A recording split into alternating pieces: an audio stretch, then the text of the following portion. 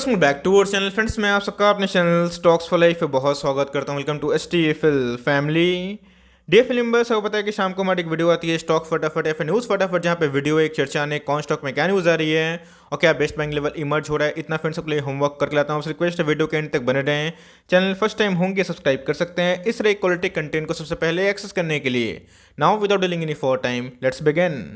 आप देख सकते हैं कि जो 1:5 का स्प्लिट हमें देखने को मिल रहा है, ये किस में देखने को मिल रहा है दोस्तों? ये IRCTC में देखने को मिल रहा है। जी हाँ दोस्तों, अभी की बात की जाए तो IRCTC बहुत ही अट्रैक्टिव प्राइस में दिखाई पड़ रहा है, बिकॉज इसके पहले हमें कंटिन्यूसली एक अपर सर्किट में फ्रीज होता हुआ देखने को मिल रहा था। उसके बाद जैसे ही निफ्टी में करेक्शन आया तो गैस उसमें डाउन साइड भी आया, लेकिन इससे आपको घबराना नहीं है, बिकॉज IRCTC एक लॉन्ग टर्म का जेम दिखाई पड़ता है। तो जी हाँ, 28 तारीख अगर आप देखें तो इनके हमें एक्स रेट देखने को मिलते हैं, और अगर आप कल के दिन खरीदते हैं तो ही आप इसका 1:5 का जो स्प्लिट डेट है दोस्तों वो आप एलिजिबल हो पाएंगे, और तभी आपको एक के बदले 5 शेयर मिलेंगे।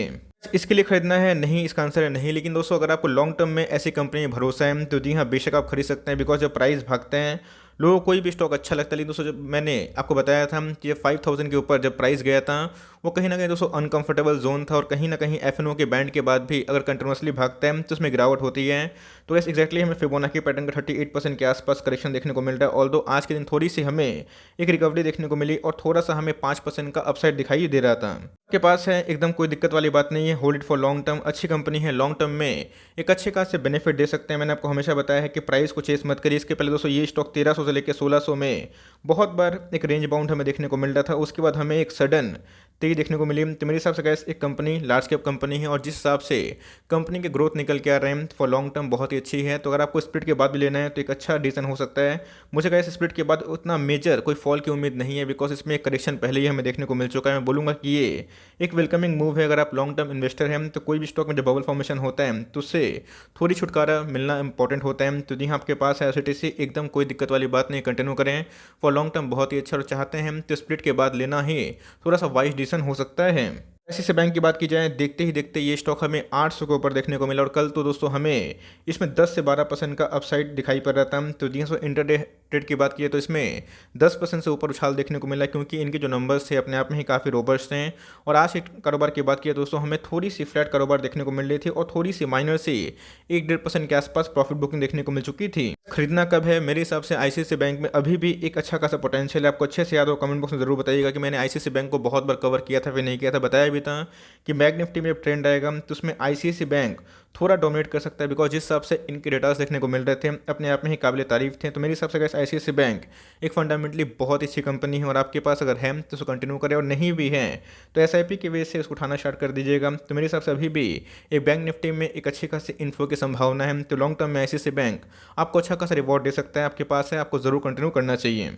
कल आने वाले हैं ITC के नंबर्स, और पूरा दोस्तों जो बाजार है ITC के नंबर्स को लेके ही बहुत डिपेंडेंट हमें देखने को मिल रहा है, बिकॉज यही इसका जो ब्रेकआउट है वो पॉसिबल करवा सकता है। आज के कारोबार की बात की तो दोस्तों हमें आज के दिन 2.5% के आसपास तेजी देखने को मिल रही थी। अपने आप में ही एक ऐसी कंपनी है जो अभी के टाइम में इतना निफ्टी का ऑल टाइम हाई पे होने के बावजूद भी दोस्तों ये अभी तक उतना ब्रेकआउट देने में सक्षम नहीं हुआ। लेकिन अगर कल इनके नंबर्स थोड़ी से इनलाइन देखने को मिलते हैं और उम्मीद से थोड़े बेटर आते हैं तो मुझे लगता है एक बहुत बड़ा ब्रेकआउट पॉसिबल हो सकता है। तो मेरे हिसाब से विजन दोस्तों बहुत ही लंबा है, तकरीबन 4 साल 5 साल का। 4.5% डिविडेंड देने वाली कंपनी है, डेट फ्री कंपनी है। मुझे लगता है कि CMP में ज़रूर बाई करना चाहिए। बट मेरे हिसाब से एक बार Q2 के नंबर्स देख लीजिए, अगर आप नंबर से ओके होते हैं, सेटिस्फाई होते हैं तो ही इधर पे लॉन्ग टर्म पोजीशन बनाना सही होगा। 250 के पार जाता है, उधर पे एक जाके स्टेबल होता है। तो जी हाँ दोस्तों, इसके लिए 350 का रास्ता खुल सकता है। तो मेरे हिसाब से आपको थोड़ा सा कल के दिन नंबर्स देखना चाहिए। नंबर्स अगर आप ओके होते हैं तो कंटिन्यू करिएगा। मेरे पास भी स्टॉक है, लॉन्ग टर्म में ये कंपनी फंडामेंटली अच्छी है, डिविडेंड भी अच्छा खासा बांटती है। लेट्स सी कि कल के नंबर्स कैसे आते हैं, बट मेरे हिसाब से आपको उसको कल के दिन इनके नंबर्स को जरूर ट्रैक करते रहना चाहिए। IEX की बात की जाए तो जी हाँ दोस्तों, इसके पहले हमें एक कंटिन्यूसली तेजी देखने को मिली थी। उसके बाद जैसे ही निफ्टी के मिड कैप में एक फॉल हुआ तो इसमें भी एक भारी भरकम करेक्शन देखने को मिला। ऑल्दो अगर आज के दिन की बात की जाए तो हमें 6% का अपसाइड दिखाई पड़ रहा था। खरीदना कब है? 2:1 का बोनस हमें देखने को मिला था। तो जी हाँ दोस्तों, कंपनी बेशक बहुत ही अच्छी कंपनी है, और लॉन्ग टर्म में ऐसी कंपनी कभी खत्म नहीं होंगी, बिकॉज इन सब कंपनी को चलाने के लिए बहुत ही कम पूंजी की आवश्यकता हमें देखने को मिलती है। तो जी हाँ, इसके पहले जो फॉल आया था उसका 20 प्राइस अगर आपको मिल जाता है तो एकदम फॉर लॉन्ग टर्म एंट्री कर सकता है, और गिरता भी है तो कोई पैनिक वाली बात नहीं है। कंपनी फंडामेंटली अच्छी है, आपके पास है होल्ड एंड कंटिन्यू, और निवेश करना चाहते हैं तो लॉन्ग टर्म का नजर रख के धीरे धीरे निवेश कर सकते हैं। इंडियन एक्सचेंज की बात की जाए तो अपने आप में ही एक मोनोपोली कंपनी, और लॉन्ग टर्म में ऐसी कंपनी आपको रिवॉर्ड जरूर दे सकती है। निपॉन की बात की जाए तो जी हाँ दोस्तों, आज के दिन कारोबार की बात की जाए तो आज इनके नंबर्स आने वाले थे, मैं नंबर्स दिखाऊंगा। लेकिन दोस्तों अगर आप देखें तो आज के दिन में फ्लैट कारोबार देखने को मिल रहा था, थोड़ी सी एट द एंड में थोड़ी प्रॉफिट बुकिंग देखने को मिल चुकी है। मुझे लगता है कि अपने ही पीयर से इसने बहुत ही अच्छा डोमिनेशन जो नंबर्स है वो पेश किया। मुझे HDFC AMC से इनके नंबर्स काफ़ी अच्छे लगे और दोस्तों मैं 20% से लेकर 25% के आसपास HDFC AMC से थोड़ा सा प्रॉफिट को बुक करूंगा। और दोस्तों मेरा जो इन्फ्लो है ये थोड़ा सा इधर पे जाएगा, बिकॉज इधर पे जो नंबर्स है इन्होंने कंटिन्यूसली बेसिस पे 3 क्वार्टर पे HDFC AMC से अच्छे नंबर पोस्ट किए और ₹3.5 का दोस्तों जो डिविडेंड है कंपनी ने वो भी अनाउंस कर दिए हैं। देख सकते हैं इनके जो सेल्स हैं वो हमें अच्छे खासे बढ़ते हुए दिखाई पड़ रहे, ऑल्दो इनके जो अंदर थोड़े से जो अदर रेवेन्यू है 30 करोड़ के आसपास वो भी हमें ऐड होता हुआ देखने को मिल रहा है। बट दोस्तों जिस हिसाब से हमें इनके पीयर्स के नंबर देखने को मिले, इनके नंबर्स बहुत ही प्रॉमिसिंग हैं। 3 से 22 करोड़ से अगर आप देखें तो इनके जो रेवेन्यू है 425 करोड़ के आसपास हमें देखने को मिल रहा है। पैट की बात की जाए, जो EPS होते हैं दोस्तों उसमें भी हमें एक अच्छी खासी उछाल देखने को मिल रही है। 145 करोड़ से हमें 213 करोड़ के आसपास देखने को मिल रहा है। 181 crore quarter on quarter basis से भी हमें एक अच्छा खासा उछाल देखने को मिल रहा है। बात की जाए इनके थोड़े से जो EPS हैं वो ये बढ़ते हुए दिखाई पड़ रहे हैं, 2.37 से 3.44 हो चुका है, जो मेरे हिसाब से दोस्तों अपने ही पीयर से इसने अच्छा परफॉर्म करके दिखाया है। कंपनी डिविडेंड वाली भी है, तो ऐसे मेरा पर्सनल टेक है। HDFC AMC भी एक अच्छी कंपनी है, डेफरी कंपनी है, लेकिन यस मार्केट को रेगुलरली थोड़ा सा मॉनिटर करना पड़ता है और जो अच्छी खासी ग्रोथ डिमॉन्स्ट्रेट करता है तो उधर पे थोड़े से पैसे जाने चाहिए। तो मेरे हिसाब से ऐसी कंपनी फंडामेंटली अच्छी है, आप चाहे तो CMP में बाई कर सकते हैं, गिरता है तो कोई दिक्कत वाली बात नहीं, बिकॉज इसमें एक मेजर ब्रेकआउट की संभावना हमें दिखाई पड़ती है। तब के पास अगर HDFC AMC है, अगर आप उससे ओके हैं देन कंटिन्यू करें। मैं अपने साइड से बात करूँ तो गाइस मैं थोड़ा सा जो इन्फ्लो है HDFC AMC से कट करके निपॉन में भेजने वाला हूँ।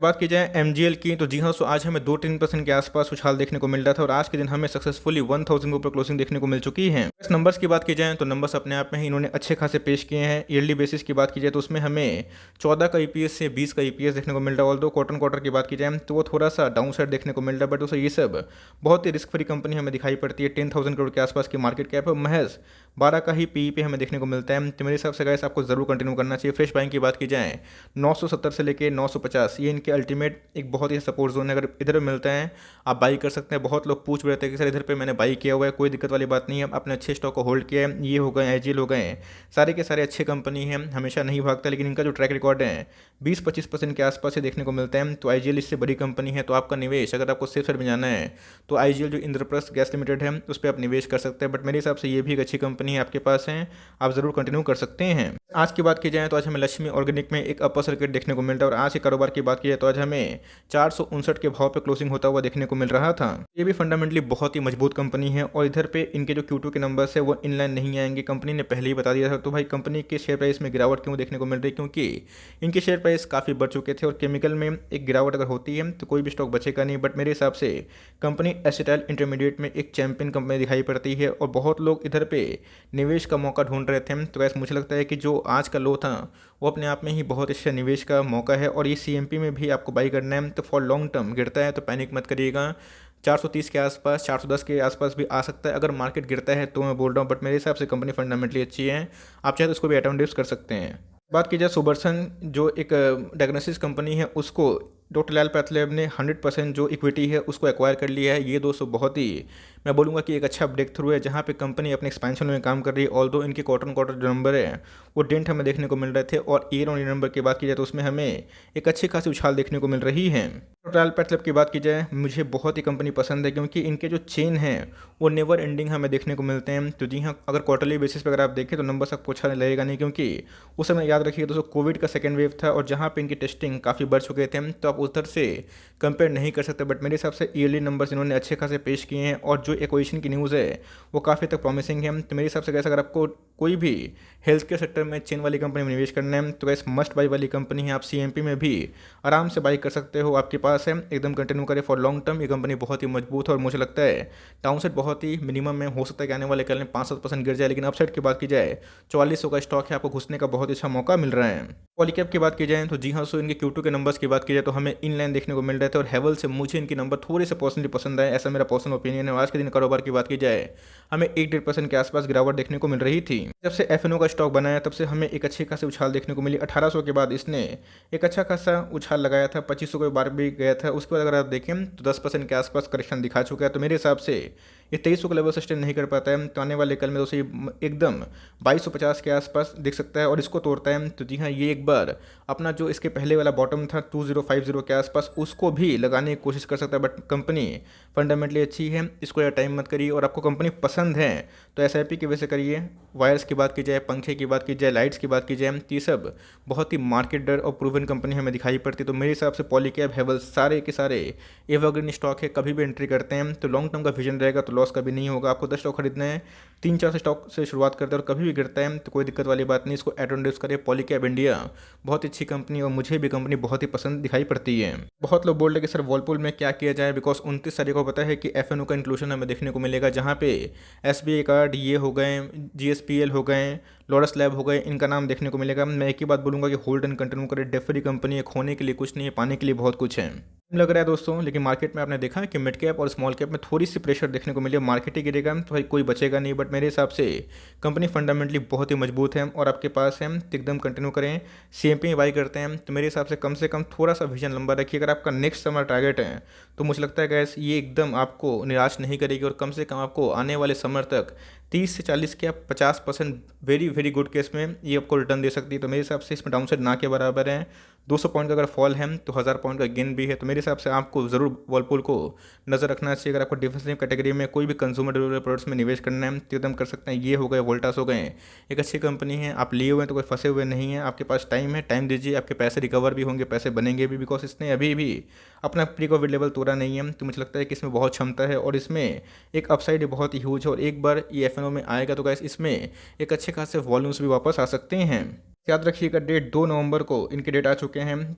कौन से डेट? इनके Q2 के नंबर्स के। और आपने देखा होगा कि मार्केट के इस फॉल में भी प्रिंस 5 200 700 के लेवल पर सस्टेन कर रहा है। इसका मतलब थोड़ा सा क्या काफ़ी इसमें स्ट्रेंथ दिखाई पड़ रहा है। आज के कारोबार की बात की तो हमें 2-2.5% के आसपास सही देखने को मिल रही थी। प्रिंस 5 बहुत ही फंडामेंटली अच्छी कंपनी है, लेकिन मेक श्योर स्मॉल कैप वाली कंपनी है तो वोलेटाइल होती है, थोड़ी सी रिस्क वाली कंपनी होती है। बिकॉज स्मॉल कैप में कब प्रॉफिट बुकिंग आ जाए ये किसी को पता नहीं है। बट मुझे लगता है कि मार्केट का अनुमान ऐसा है कि इनके Q2 के नंबर्स अच्छे आने वाले हैं। तो हो सकता है Q2 के नंबर्स के पहले ये 780 का जो इसका प्रीवियस हाई था, 793 का हाई था, लेकिन उसके पहले दोस्तों एक हाई बनाया था 784 के आसपास। और ये Q1 के नंबर्स के बाद मुझे अच्छे से याद है 793 के भाव पर ट्रेड करता हुआ दिखाई पड़ रहा था। उसके बाद ये 612 का बॉटम लगा के अच्छी खासी रिकवरी भी की है। तो मेरे हिसाब से ऐसी कंपनी फंडामेंटली बहुत ही अच्छी है।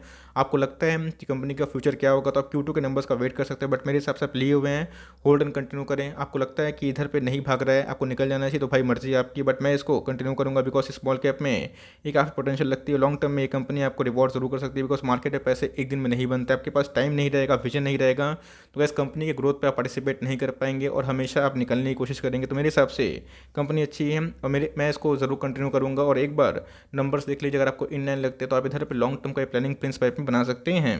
डिविडेंड की बात की जाए 0.36 पैसा का इन्होंने डिविडेंड भी दिया था और नंबर्स भी इनके काफ़ी प्रॉमिसिंग हमें देखने को मिल रहे थे। आज के कारोबार की बात की जाए तो हमें एक फ्लैट ट्रेडिंग देखने को मिल रही थी। जिस अब चार्ट पैटर्न हमें देखने को मिल रहा है, ये कोई भी दावा के संग बोल नहीं सकता है कि इधर से स्टॉक गिरेगा या फिर भागेगा। बिकॉज अगर आप स्टॉक का बॉटम देखिए तो उधर से स्टॉक कम से कम 4-5 गुना हो चुका है। तो इधर पे थोड़ा सा मैं बोलूँगा कि आपको कॉशियस होना चाहिए। आप अगर एग्जिस्टिंग शेयर होल्डर है तो कोई दिक्कत वाली बात नहीं है। बट अगर आप निवेश करते हैं 40 रुपये का भाव देख के तो मेरे हिसाब से दोस्तों थोड़ा थोड़ा निवेश करिएगा और थोड़ा थोड़ा से ही अपने पोर्टफोलियो को बिल्ड करिएगा। क्योंकि छोटा स्टॉक है, गिरता भी उसी हिसाब से, लेकिन इसमें काफ़ी अच्छी न्यूज़ भी है। पीएलआई स्कीम से टेक्सटाइल को बेनिफिट हो रहा है और इनका भी इसमें नाम देखने को मिल रहा है। तो कंपनी ये भी अच्छी है। बट मेरे हिसाब से अभी के टाइम में काफ़ी भाग चुकी है। तो एसआईपी की वजह से निवेश करिएगा तो पैनिक वाली बात नहीं है, लेकिन आपके पास है, आपको ज़रूर कंटिन्यू करना चाहिए।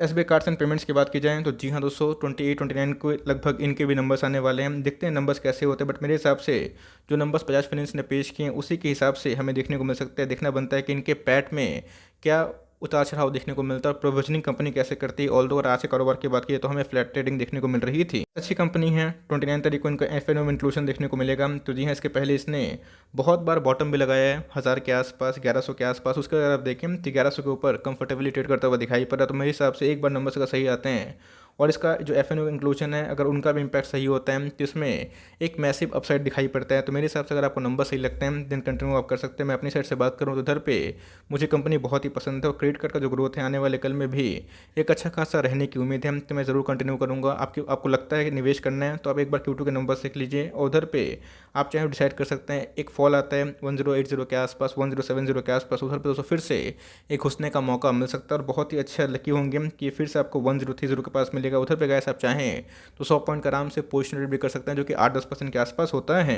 HDFC AMC की बात की जाए तो नंबर्स मैंने बताया कि निपॉन के जो नंबर्स है थोड़े से मुझे काफ़ी सरप्राइजिंग लगे और अपने पीयर से इसने काफ़ी डोमिनेट किया, इसीलिए मैं थोड़ा सा शिफ्ट कर रहा हूँ। ऑफकोर्स मैं इससे कंप्लीटली एक्सेप्ट नहीं हो रहा हूँ, लेकिन कंपनी फंडामेंटली निपॉन बहुत अच्छी है और डिफरी कंपनी वो भी है, तब चाहे तो अपना टेक ले सकते हैं, बट मेरे हिसाब से आपके पास है, स्केप्टिक मत हुई, कंपनी फंडामेंटली अच्छी है। पिछले कुछ क्वार्टर्स अगर आप देखें तो HDFC AMC का जो नाम है उसी हिसाब से काम हमें देखने को नहीं मिल रहा है, और यही एक मेजर रीज़न है जहाँ पे ये थोड़ा सा स्ट्रगल करता हुआ दिखाई पड़ रहा है। तो आपके पास अगर समय है तो आने वाले कुछ क्वार्टर में आप अगर टाइम चाहे तो दे सकते हैं, बट मेरे हिसाब से ये भी कंपनी अच्छी है, लॉस में मत निकलिएगा। अगर आपके पास ये लिया हुआ है 2800 के आसपास, 2900 के आसपास, 3000 के आसपास, वहाँ पे आप कंटिन्यू कर सकते हैं, बट आप चाहें तो निपॉन पे भी एक नज़र आप डाल सकते हैं।